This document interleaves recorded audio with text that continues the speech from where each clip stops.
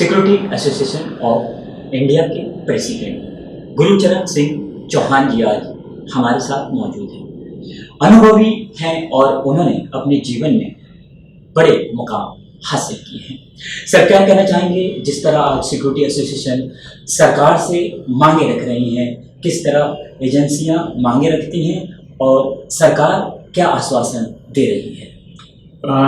Security association of India की तरफ से सबसे पहले कोशिश ये थी कि प्राइवेट सिक्योरिटी एजेंसियों के लिए कुछ ऐसा कानून बनाया जाए ताकि क्रिमिनल बैकग्राउंड के लोग और क्रिमिनल बैकग्राउंड में नौकरी करने वाले लोगों का पुलिस वेरिफिकेशन होना चाहिए, उनका बैकग्राउंड चेकअप होना चाहिए। हमने 1988 से लेके 94 में फिर 99 में सेंट्रल गवर्नमेंट के साथ में जो मुद्दा उठाया था सिक्योरिटी एसोसिएशन ऑफ इंडिया ने, क्या ऐसा कोई एक्ट लाया जाए जिसके ऊपर सिक्योरिटी एजेंसियों के अंदर से क्रिमिनल टाइप के लोग निकल जाए।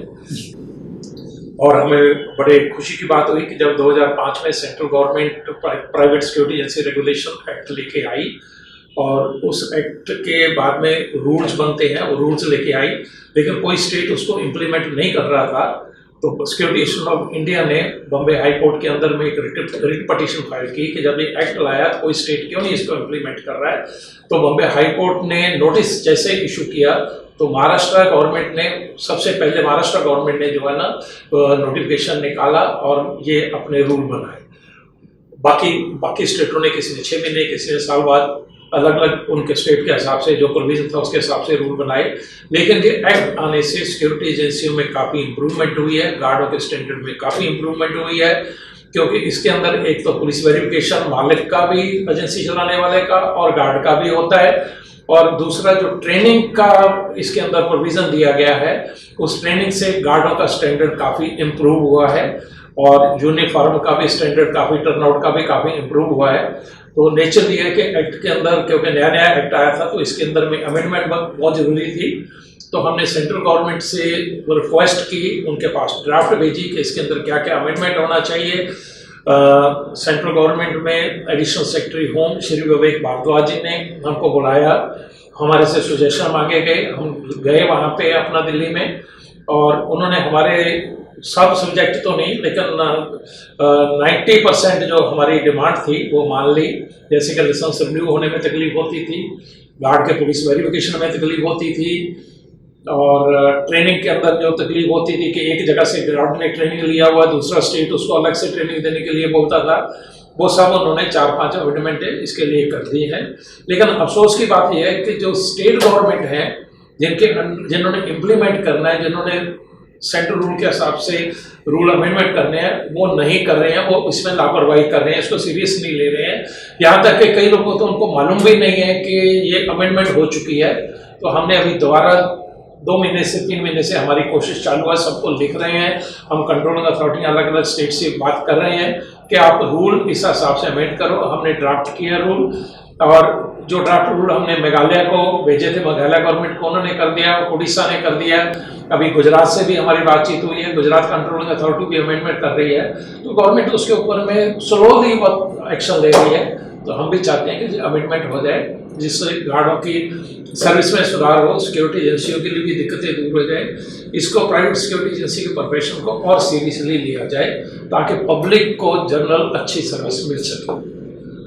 तो सिक्योरिटी एसोसिएशन ऑफ इंडिया की अगर बात करें तो हजारों परिवार सिक्योरिटी एसोसिएशन ऑफ इंडिया से जुड़े हुए हैं जो कि काम कर रहे हैं सिक्योरिटी गार्ड के।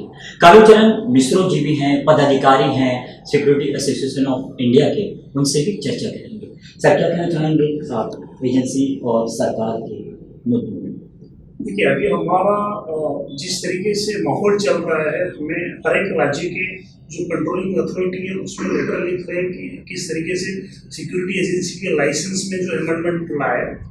हमारा अभी सरकार से यही मांग है कि जो जितने भी प्राइवेट सोसाइटी में सिक्योरिटी गार्ड अपना सर्विस दे रहे हैं और उस सर्विस का जो सैलरी दे रहे हैं प्राइवेट सिक्योरिटी गार्ड को दिया जा रहा है सोसाइटी के अपने निजी फंड से दे रहे हैं, और वो निजी फंड से 18% GST सरकार चार्ज कर रहे हैं। कम से कम सोसाइटी, हाउसिंग सोसाइटी में जितने भी प्राइवेट सिक्योरिटी गार्ड अपना सर्विस दे रहे हैं उनके GST माफ होना चाहिए, क्योंकि उनका सैलरी काफ़ी कम है। कोई मिनिमम वेजेस कोई भी सोसाइटी नहीं मानते है। खास करके ये अगर सरकार मान ले तो हमारे लिए काफ़ी लाभदायक रहेगा। सर क्या कहना चाहेंगे, हजारों परिवार जिस तरह एजेंसी से जुड़े हुए हैं और काम करते हैं, उनका घर परिवार चलता है, इस मुकाम पर आप पहुँचे हैं, बैठे हैं, प्रेसिडेंट हैं आप, क्या अपील करेंगे लोगों से और क्या शुभकामनाएं देना चाहेंगे जो हजारों परिवार आपकी एजेंसी से जुड़े हैं, काम करते हैं?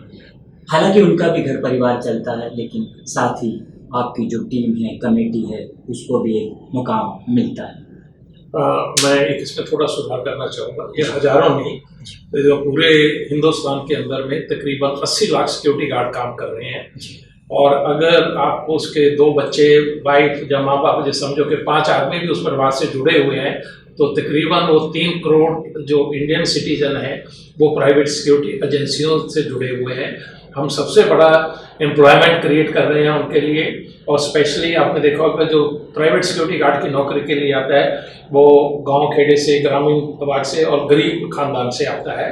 तो एक तरफ से सिक्योरिटी एजेंसियां ने बहुत ही अच्छा रोल प्ले कर रही हैं कि एम्प्लॉयमेंट जनरेट कर रहे हैं हम लोग, और इतने लोगों को एम्प्लॉयमेंट मिल रहा है।